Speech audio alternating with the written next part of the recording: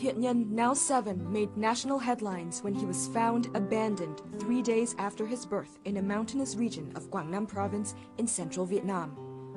Wild animals had devoured his genitals and his right leg. His adoptive mother, Mai Anh, took the boy to major hospitals in Thailand, Singapore, and the US, but leading doctors said they could not recreate a penis for Thien Nhan because it was a procedure they had never performed before. But luck finally smiled on him. In Italy, Dr. Roberto de Castro from the Bologna Hospital had publicized his research into recreating penises for patients in cases similar to that of Thien Nhan. American doctors informed Mai Anh and introduced her to the Italian doctor.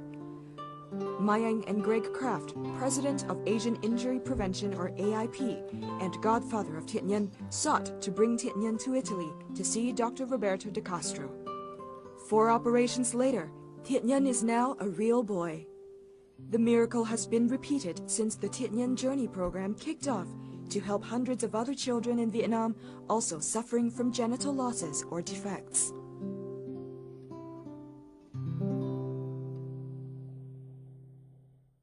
Hello and welcome to Talk Vietnam. Many Vietnamese have at least once heard the story of Thien Nhan, who is now dubbed the Brave Tin Soldier, and his journey to returning to a normal life. Behind this miracle stands his family, who had great care and support for him, as well as a talented Italian doctor. It's our honor today to welcome Dr. Roberto de Castro in our studio. Hi, Dr. de Castro. Thank you for coming on the show today. How are you? Thank you. I'm fine, thank you. Let's go back to the very beginning. Can you tell me what made you decide to help Thien Nhan, and how did you do it? They came to me. They came to. I had the opportunity in August 2010 to see him for the first time. Oh, it's such an extraordinary boy. Really, such a nice, very intelligent, very smart. And I had the opportunity to meet the mother, the adopted mother, and Mai Anh, a wonderful lady, and the Mr. Kraft and Mrs. Kraft that support the organization. And they asked me if there was any chance to do my phalloplastic for Thien. Thien had a special story because he was not a congenital. He was born perfectly normal. And then he had the story, the trauma, and he lost the penis. In this particularly traumatic aphalia, we call traumatic aphalia, traumatic absence of the penis, behind the scar, behind the situation that you find at the place of the genitalia, deep inside, sometimes it's possible to find some residual corpora cavernosa. That is something that in the congenital absence of the penis is never present. So this is something that could be very important. And actually Thien Nhan had enough amount of corpora cavernosa inside, and we made the penis around this corpora with the idea to have a penis that could function, could have erection, could have sensation. And this was the first operation. So we decided to do the operation, and the first operation was done in Italy. And this was in the end of January, winter time. It was snowing in Bologna. And Thien Nhan was looking at the window because this snow was not so common for him. He was not familiar with the snow. And so we did the operation, and we were happy about the immediate outcome. But unfortunately, we realized after some days there was some problem. The penis we made was not very well vascularized, and then some infection came. And this made, unfortunately, our operation not completely successful. I can say maybe an unsuccessful one. And this was one of the most important reasons, because I was really ready to come, because my first goal was to come back and see him and see if I have the possibility to, to do something again for him. Family was so nice to accept such a difficult situation. And him, Thien Nhan himself, he would say, well, don't worry, Roberto is coming to fix me again. So he was, you know, so nice to still to have the hope for the good future. And so very strong will. So we came. We did the two operation in preparation of the big moment when we do the redo operation. It was about 5 hours surgery, and but luckily we were able again to find this residual corpora, and able again to make the penis. And apparently this time we don't have any trouble and no infection. So I hope to finally to have reached a very good result. I hope so too.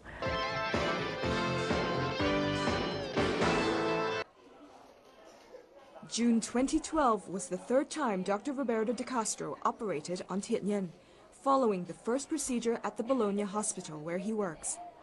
This time, his co-surgeon was Vietnamese-American Dr. Thien Nhan, a plastic surgeon from Houston, Texas. It was Dr. Thien Nhan who introduced Thien Nhan's family to Dr. de Castro's technique of phalloplasty. The ultimate goal is to create a phallus, a penis, and that is our ultimate goal. And a functional penis is working that he's going to be able to urinate to the end of penis. Now, this is pretty complicated, so I think today we are going to see if the flap, which is a piece of tissue that we put tissue expander last year to expand, whether the flap is going to be viable. The blood supply should be enough, but we're not sure. We're going to check on that. Doctors from the surgical department at the National Pediatrics Hospital gained valuable experience from assisting Dr. de Castro, one of the top urologists in the world, during surgery. Giáo sư này de Castro cũng là người mà sáng tạo ra cái phương pháp mà tạo hình tái tạo lại cái con sinh dục nam cho các cháu mà bị mất một phần hoặc mất hoàn toàn. Thì đây là một kỹ thuật mới không chỉ ở Việt Nam mà của cả thế giới nữa. Thì do vậy mà khi ông ấy thực hiện các cái kỹ thuật này ở đây, chúng tôi có thể học tập và có thể thực hiện được cho những cháu về sau này. Nếu về nói về mặt hình thức, hình thái của cái bộ phận sinh dục của nam mà để tái tạo thì chúng tôi thấy là rất là tuyệt vời. Vì nó có hình thức và hình thái và bên ngoài ấy thì có thể nói là như thật. Còn chức năng thì mình còn đánh về lâu về dài, sau này khi các cháu nó lớn, nó phát triển rồi. Có thể đến lúc mà khi có thể các cháu nó lớn đến tuổi trưởng thành, dậy thì và có thể đến lúc mà lập gia đình, lúc ấy mình mới có thể đánh giá được tất cả các chức năng. Bùi Kim Anh, the mother of Mai Anh, had eagerly anticipated meeting the doctor more than most. She has been by her daughter's side since Thien Nhan became part of the family. Now, she is Mai Anh's right hand when it comes to handling medical files. Tôi đã chứng kiến có những cháu mà nó 30 mấy tuổi con trai hoặc 20 mấy tuổi con gái. Khi mà nó biết tin nó đến bệnh viện, nó gặp mà nó chỉ mong một điều, tức là bà cho cháu vào. Cháu chịu đựng 30 mấy năm rồi. Cháu muốn được yêu, cháu muốn được lấy vợ. Đấy. Tức là xã hội chưa hình dung hết cái nỗi đau ấy. Hoặc có những cháu bé là đến tuổi đi học không dám đến trường. Bởi vì các bạn lại bảo là cái thằng không chim rồi hoặc là kéo nhau tụt quần chẳng hạn. Thien Nhan's health was unable to stand up to 10 hours of surgery, so the doctors were only able to reconstruct his testicles and the cosmetic appearance. Other tasks, like inserting the urethra inside the penis, were completed in another procedure 5 months later. The operations have helped Thien Nhan realize his dream of going to school like every other kid. He is now in 2nd grade at a primary school in Hanoi.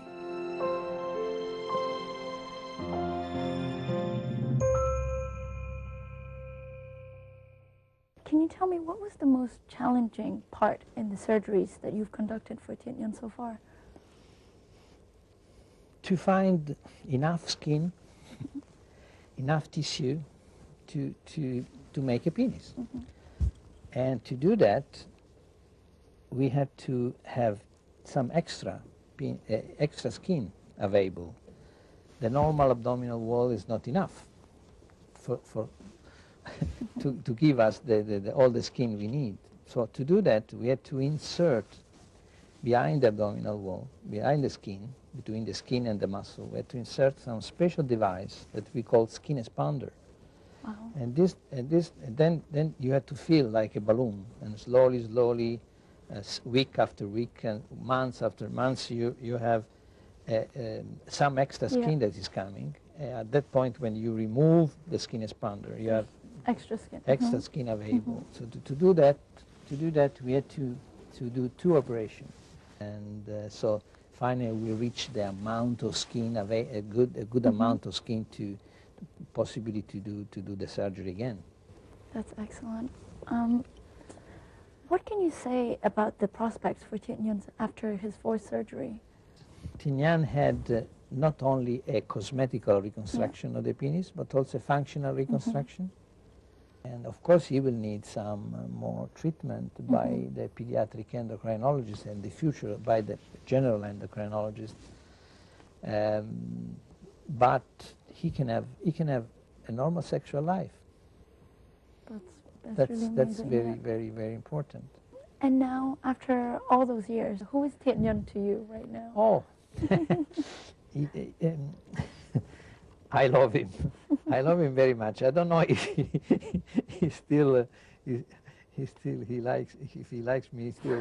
But immediately after surgery, he's a little bit, not so happy to see me because I have to do some little dressing, some little change.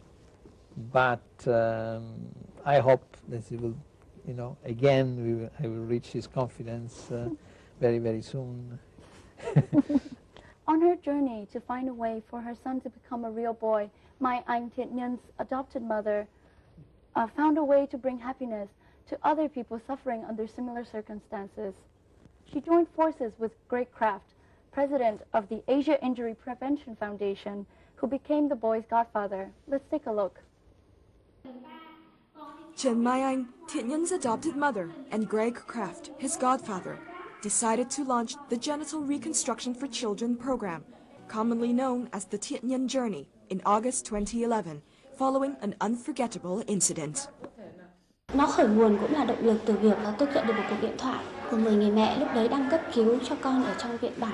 Cháu bị bỏng, giật điện cao thế. Khi cầm một cái quai inox để kêu cái diều bị tuột dây thì nó đã giật và làm bay mất 2 tay của thằng bé và cháy toàn bộ khu vực người. Vì lúc đấy mặc quần có cái kéo khóa kim loại thì cháy toàn bộ bộ phận sinh dục của người.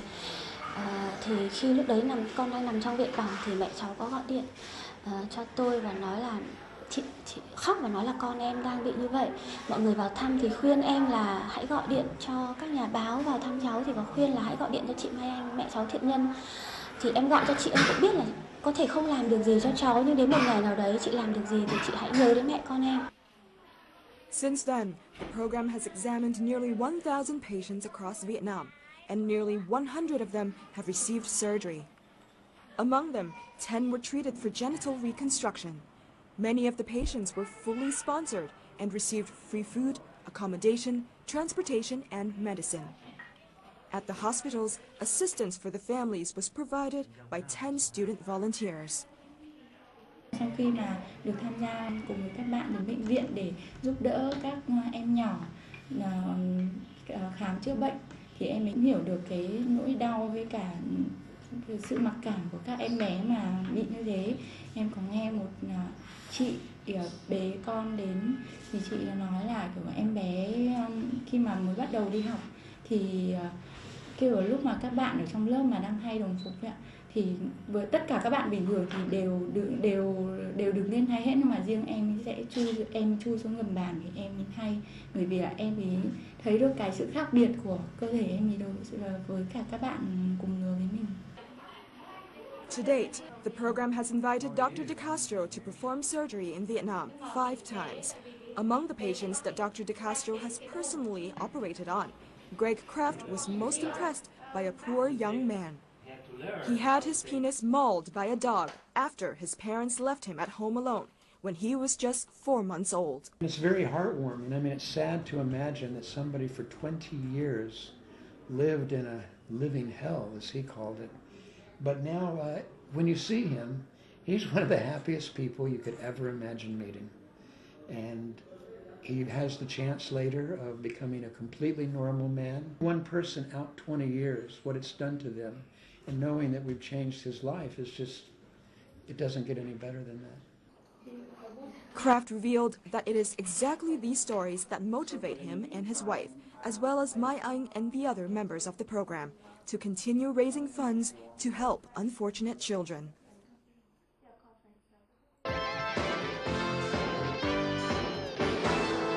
It's our honor today to have Thien Nhan's adopted mother, Mai Anh, and his godfather, Greg Kraft, on to talk more about Thien Nhan Journey program and their efforts to help other kids with similar plight. Hi, welcome to the show. Chị Mai Anh, do đâu mà chị biết đến bác sĩ De Castro? Tôi cùng với bé Thien Nhan, với cả cha đỡ đầu của bé, cha nuôi của bé, ông Greg Kraft, đã đi rất là nhiều nước trên thế giới trong nhiều năm để tìm kiếm làm sao cho bé Thien Nhan trở thành được người bình thường. Và chúng tôi đã đến Mỹ. Tại Mỹ chúng tôi gặp được bác sĩ Việt Kiều, một bác sĩ rất nổi tiếng về Việt Nam là bác Tuệ Đinh. Và bác đã theo dõi cái trường hợp của bé Nhân, và cũng chính nhờ bác tìm kiếm và theo dõi thì với một ngày mới gửi cho Greg Kraft và tôi 2 cái bài nghiên cứu khoa học của bác sĩ De Castro từ một nơi nào rất xa xôi về cái việc tái tạo, phương pháp tái tạo bộ phận sinh dục cho bé trai và bé gái. Và từ 2 cái bài báo đấy và chúng tôi đã tìm kiếm bác sĩ Roberto và tìm đến với ông. Chị có thể nói gì về ý nghĩa của những ca phẫu thuật mà bác sĩ Roberto De Castro đã tiến hành cho Thien Nhan không ạ? Nếu mà nói ý nghĩa thì vô cùng. Ca mổ này mang đến cho Thien Nhan cơ hội tưởng chừng như rất đơn giản với tất cả mọi người, đấy là trở thành một người bình thường. Và em bé tự tin đi học. Một điều rất đơn giản, tự tin đi học, tự tin đến trường như các bạn. Và một cái điều tự tin mà nói thì có vẻ mọi người thấy không cần thiết, nhưng đối rất cần thiết, đấy là việc mà tự tin đến trường và đi vào nhà vệ sinh đúng giờ ra chơi như tất cả các bạn khác. Và cái đấy đã mang cho thằng bé cái sự một cuộc sống bình thường, và cái sự tự tin đấy nó sẽ ảnh hưởng, tôi tin chắc rằng nó sẽ ảnh hưởng rất nhiều đến cái cuộc sống sau này của em bé. Vâng. Chị có thể nói cho em cái điều lớn nhất mà bác sĩ De Castro đã làm được cho Thien Nhan và các bé nhỏ khác? Bác sĩ De Castro đã làm được cái điều không phải là quan trọng nữa, mà một điều dường như là đúng thực là không thể. Một điều không thể và quá tuyệt diệu. Nếu như mà ai có thể nhìn thấy những người cha, người mẹ bế con, dắt con đi khám, đi gặp bác sĩ để khám. Những người cha dắt những đứa con gái nhỏ vừa đi vừa khóc. Rồi họ hy vọng sau ca mổ, rồi những người ông, người bà vui vì thấy con và cháu mình còn được tiếp tục những thế hệ tiếp sau nữa, thì cái điều đấy không thể nào một cái ngôn ngữ hoặc là một cái gì của cuộc đời bình thường có thể diễn tả nổi. Greg, I'll continue with you. It seems to be that with Dr. De Castro, you've been with him every time there has been a surgery. And what can you say about Dr. De Castro's devotion to the Thien Nhan journey? I think the most striking to me is from the first time that we were in Bologna together. He didn't just complete the operation and then, say adios, I hope things work out. He was with us and with Thien Nhan, night and day. And I think, again, it comes back to my characterization of him as a very warm and compassionate human being. But even when we decided to start the surgeries here, it's really sort of a funny story. After the decision was made that Dr. De Castro would fly here to carry out some corrective work on Thien Nhan, word started to leak out that this famous doctor was coming. And so we would conversations say, we've got 2 or 3 other kids. Would you mind taking a look at these kids when you come? And he, no, of course not. And it grew, and it grew, and it grew, to the point that it was about 4 months later when he came on the first mission to Hanoi to look at several kids. It turned out there were 120 of them. Wow. And I think this also had a big impression on certainly on Mai Anh and I and Dr. De Castro, from the standpoint that we realized that culturally this isn't something that most people are comfortable talking about. Yeah. Their children having a genital problem. It is a taboo Exactly. subject. Yeah. And whether it was as severe as Thien Nhan, having a traumatic injury like that, we felt like a bubble had burst, and people, poor people, even wealthy people, were coming out of the wood, so to speak, to ask for help. So that's another, I think, milestone moment that Dr. De Castro certainly didn't shrug away from, and we see that he's now been back here 3 other times. Yes. It's good to have you.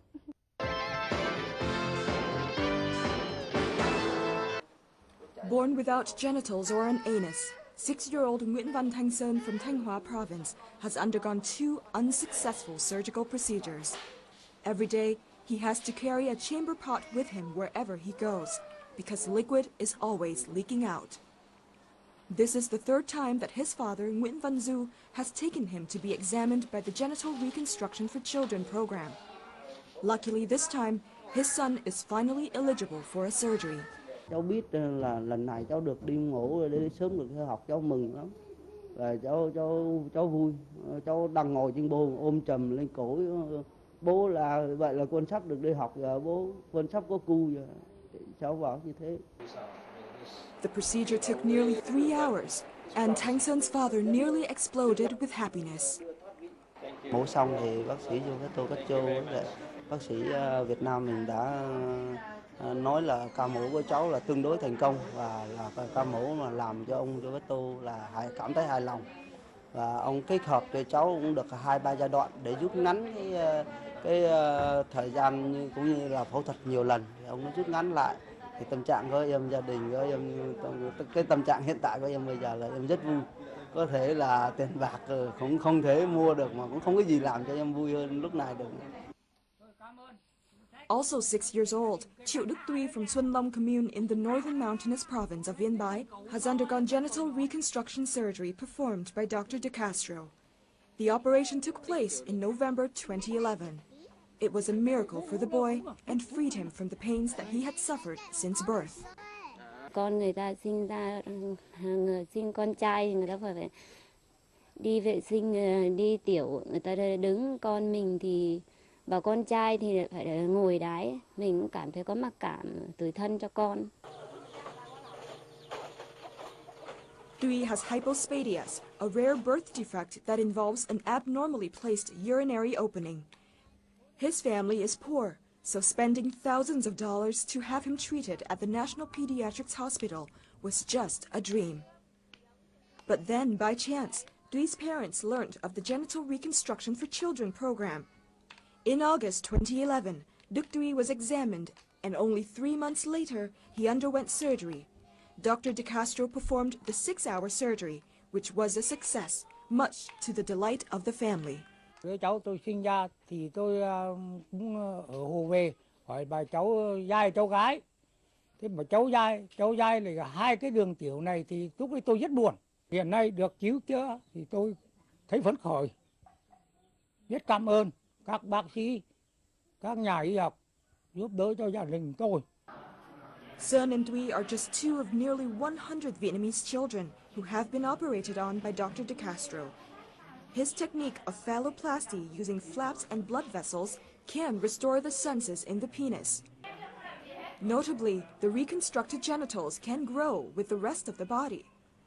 The price of this form of surgery in Europe and the US is between $80,000 and $100,000 US. However, thanks to the support from hospitals and doctors, the surgery in Vietnam costs only $2,000 US. Dr. Roberto, can you tell me, what do you think is the biggest thing you've been able to do for Thien Nhan and other little patients? Well, when I had the opportunity to start thinking about these problems, it was about 15 years ago, not so long ago. At that time, the people thought, that surgeon, the doctor, thought that it was impossible to make a penis at that age. So the possibility are 2. Wait for puberty, wait for adult age to have a phalloplastic, to have a reconstruction of the penis, or make a big mistake, change sex, reassign a female gender in a boy. That is a boy in the brain, that is a male in the brain. So that's generate, particularly in the Western world, North America and Europe, they generate tragedies and tragedies. So I had the opportunity working, particularly in the Arab world and then around the world, to meet many of these boys, and even very, very young. And so we started thinking about the possibility to give them, you know, the possibility to have a looking penis, a good-looking, possibly penis. Sometimes even a functional one, but the majority is more just a cosmetical, not working like a penis, but have the appearance of the penis. But some of them, and I'm very happy to say that Thien Nhan is one of them, can have also a reconstruction that we call functional, because we made for them the possibility to, you know, to have a functional penis. That means having an erection in the future and work like a normal 100%. Greg, can you brief us about what the program has done so far? Well, of course, you know, the obvious was Thien Nhan, which has been a 6-year journey. Now, hopefully with a happy ending. I think out of all of the patients that we are evaluating and have already performed surgery on, the idea is to continue that, obviously, because there is a lot of aftercare to be undertaken. I think the other issue, though, is, for lack of a better word, training. Because one of the things that I think so many people admire about Dr. De Castro is even when he first came to Vietnam, his second mission, he insisted that we try to organize, his first mission, that we try to organize a training workshop so that he could begin to train, not train, but also teach Vietnamese surgeons his new technology, which, you know, is so important. You know, Vietnamese surgeons are extremely good. I mean, they're some of the best in the region.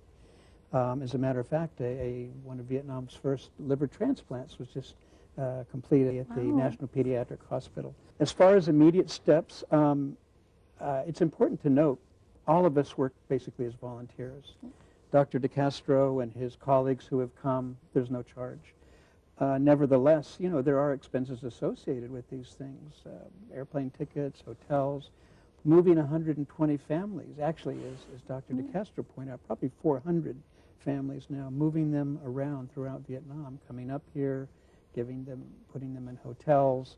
A lot of the medical equipment and parts that are used are very specialized and extremely expensive. But it's interesting, for the past 4 missions, we've been able to achieve all 4 at approximately the cost of what it took us to go to Italy for one surgery. Wow. And to be able to impact so many families and young people, that's what gave us sort of this idea to take it forward. It's a surgery that won't be seen, but it profoundly changes these young children's lives. So we hope to keep growing this.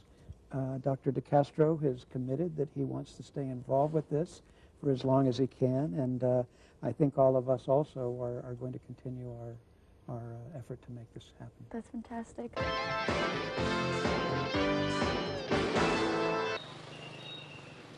Following a long day in the operation theater, Dr. De Castro walks back to his hotel. After staying there for 2 weeks, he knows a shortcut through a small alley near the hospital. Every morning he walks to the hospital to examine patients and perform surgery. When he comes back in the afternoon, he goes straight to his laptop to write up his notes on each case. It's very, very important not to forget anything about the patient. All my life I was thinking that it was very important for all my patients, not only here but everywhere, to be so precise in the file, to make a nice file. So in the future, when you see the patient, you can very well understand what was done and what the patient needs, and you don't have to come back and repeat all the questions to the family. No days off, no sightseeing, just pure devotion to his child patients, sometimes performing operations that can last up to 10 hours. Dr. De Castro says he wants to volunteer to come to Vietnam twice a year to perform medical examinations and surgeries on child patients for 3 weeks at a time, and he doesn't want any remuneration. He also once said to the Vietnamese press, I'm sorry that I've come with just these 2 hands. I try my best to keep the price of surgery in Vietnam at a fraction of the price of similar procedures in Europe and the US.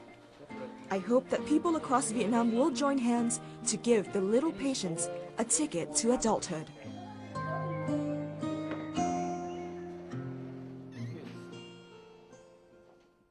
So far, how many children have you offered to help, and in what way? We want to help anyone who walks in the door. And I now say to people, you know, it's like a lottery. If one of these kids manages to come in and we see them, we have really not turned away anyone yet. Wow.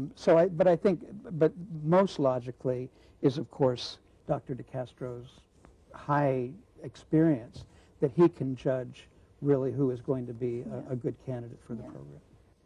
Can you tell me about the biggest challenges that you have faced so far? Well, I have to be honest, that would be funding. Because there are many, many noble causes out there. I think from a medical standpoint, it's just the reality. Institutions, the medical community, governments, they need to put most of their the available funding into programs that are going to benefit millions of people.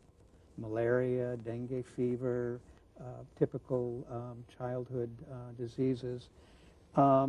And so that makes it even a bigger challenge. I don't think, there's not anybody when they hear about this or hear the magic that Dr. DeCastro performs is not impressed by it. But the fact of the matter is there's just not much public awareness of it anywhere. And there's also very little funding available. So I think part of the beauty of trying to do this in Vietnam, which is is still a developing nation, is that this is going to become the state-of-the-art place that I think other surgeons and other families from throughout the region will be able to come to.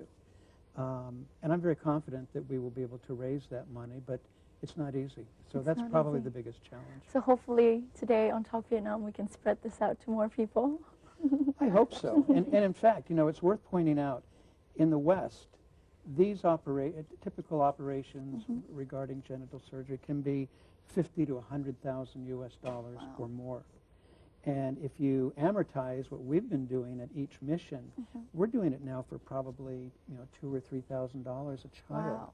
So it's really, in terms of an investment in this new field, there's a pretty big bang for the buck. So we do hope that people will see their way to want to help these children, as many people do for my example of Operation Smile. Chị Mai Anh, em sẽ muốn hỏi thêm một câu với chị nữa là chị có thể kể cho em một chút về sự hưởng ứng hoặc là giúp đỡ của cộng đồng không? Có nghĩa là cái funding mà mình vừa nói đến. Có một điểm đặc biệt của những cái đóng góp đấy, có lẽ cũng bắt nguồn từ những cái đóng góp đối với bé Thiện Nhân. Đấy là của những cái sự quan tâm của các con người với các con người với nhau. Và cái sự đóng góp đấy rất đặc biệt của việc nó từ những con số 50.000, 20.000 cộng dồn lên để có gần đấy ca phẫu thuật thì phải hình dung đó là hàng trăm, vài trăm hoặc hàng nghìn cái sự đóng góp của các cá nhân khác nhau đã đến với chương trình Góp Gió Để Thành Bão. Vâng, chị có thể kể cho em một câu chuyện nào đến cảm động về tấm lòng hảo tâm không? Một câu chuyện cảm động. Trong các câu chuyện cảm động, một ngày chuông cửa của nhà tôi kêu và có một người đàn ông trong bộ dạng sau ca làm về rất là lem luốc đến xin đóng góp 50.000 và chắc chắn công việc của anh ấy rất là vất vả và 50.000 đấy đối với mỗi người của chúng ta có thể là một phần của một ngày đi chợ, nhưng với người đó thì có thể là nhiều bữa ăn và vẫn tự nguyện đóng góp cho chương trình để với mong muốn là góp một hạt cát nhỏ để giúp nhiều những cái em bé khác. Cái sự chia sẻ đấy rất đáng quý và thực sự là chúng tôi rất xúc động. Chúng tôi vừa muốn nhận số tiền đấy, vừa muốn không. Nhưng trách nhiệm của mình là nhận, nhưng nhận rất là chịu lòng và cũng rất là mong nhận được nhiều những sự chia sẻ, khởi nguồn từ những cái sự chia sẻ khi mà bản thân người nhận cũng rất là chịu lòng như vậy. Và cũng từ đấy thì mới có nhiều những ca mổ mà chúng tôi đã làm trong thời gian vừa qua. You know, a similar story, the one that always sticks with me was a young man who his genitals had been eaten when he was very young, and his father, who was a veteran and very sick and in a wheelchair, came to us and offered very seriously that the child was a little bit older. He was a teenager by this point, so a whole lifetime without genitals. And this war veteran, Vietnamese war veteran, came to us and said that he wanted to donate his penis and genitals to his son. Now, you know, obviously that was not medically possible or feasible, but the thought of that, you know, a parent would give up such an important part of his life for the benefit of his child was extremely touching to me, and I think all three of us have never forgotten that story. Yeah, it sort of shows this love that has no borders. Right. Yeah, that's an amazing story. Thank you for sharing that. Chị Mai Anh ơi, em xin phép hỏi chị thêm một câu nữa. Một gia đình mà muốn được chương trình hành trình thiện nhân giúp đỡ cho con mình thì sẽ phải bắt đầu từ đâu nhỉ? Nếu như mà các cháu bé bị những cái hoàn cảnh tương tự, khiếm khuyết bộ phận sinh dục, thì có thể gửi thư đến chương trình rất là đơn giản, ghi rõ cái hoàn cảnh bị thương do bẩm sinh hoặc do tai nạn, thời điểm và những lần chữa trị, kèm theo hình ảnh chụp của những vết thương và tất cả những cái hồ sơ bệnh án từ trước đến nay nếu như có. Và nếu như những cái bệnh nhân đấy nằm trong cái lĩnh vực bệnh mà chương trình đang quan tâm, đang chăm sóc và chuyên môn của bác sĩ Roberto cũng như các bác sĩ tình nguyện của chương trình, thì chúng tôi đều đặt lịch hẹn cho các cháu đến. Những cái gia đình muốn giúp thì làm đơn và gửi về địa chỉ chương trình tái tạo bộ phận sinh dục cho các bé, 12B Ngọc Khánh, Ba Đình, Hà Nội.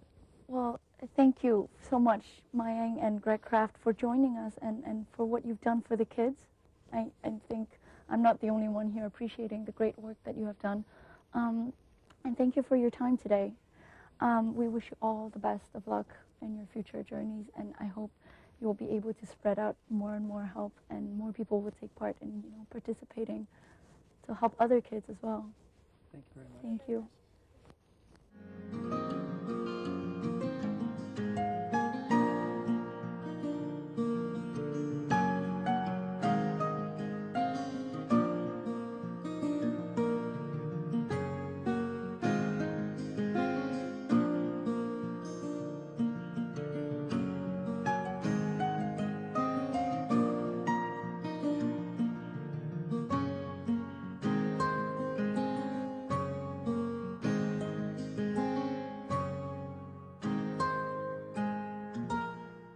Can you tell me a little bit more about the surgical method that you've invented? My technique is a spirit of another technique of phalloplastic that was introduced by Mr. Prior, that is an English surgeon.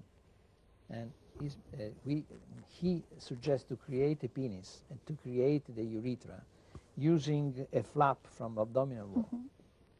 Apparently, this procedure was not successful in the adult life very much, probably because they pretended at the same time to make the penis very long and the urethra as well. Yeah. I thought that we can use the flap only to create the penis, and maybe we can do the urethra. We can create the urethra, so the conduit for the urine and the sperm to go out, with some in different way. So I thought it was possible to use a tube of bladder mucosa, or a tube of cheek mucosa, or of labial mucosa, or a combination of this, and to insert inside of the flap, and then make a penis and the urethra at the same time.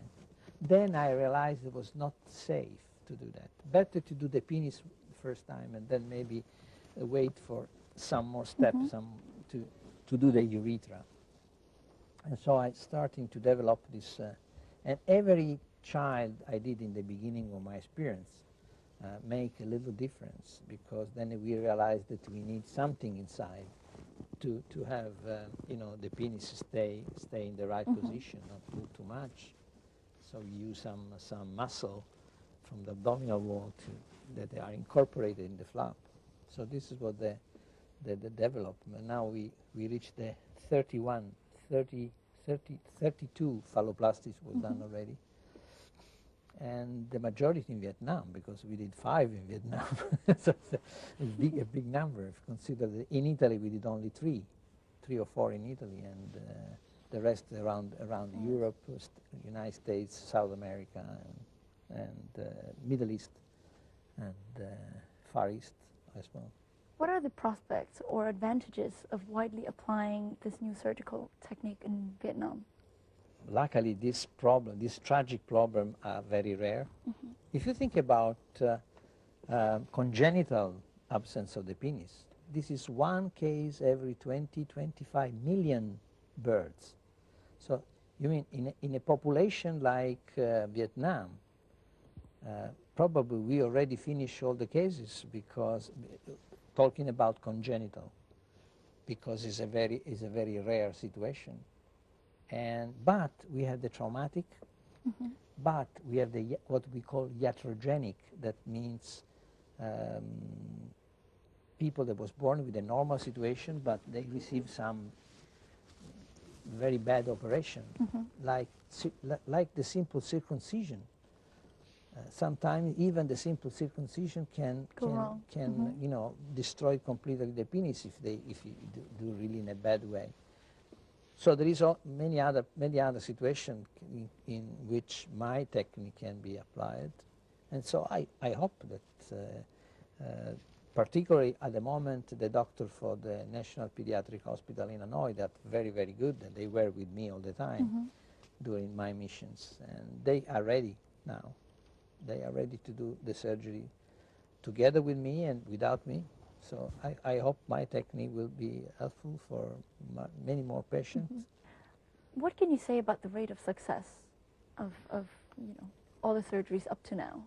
Psychological point of view, 100%. The improvement is fantastic.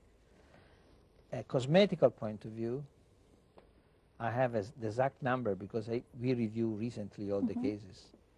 I can say that we have 70% acceptable result, good or good after revision. Cosmetical point of view, not too bad. And functional point of view, I have only few patients that I can say we did a functional reconstruction. They have a normal penis, they can void, they can have erection, they can have everything. I have some of them, but are very few. Excellent. Have any of your patients talked to you about their sexual lives? Have they said you have helped them with that, or no? For the time being, no. Not yet. They're too young. Yeah, too early for that. I hope to answer this question. That is, for me, is one of the most important questions.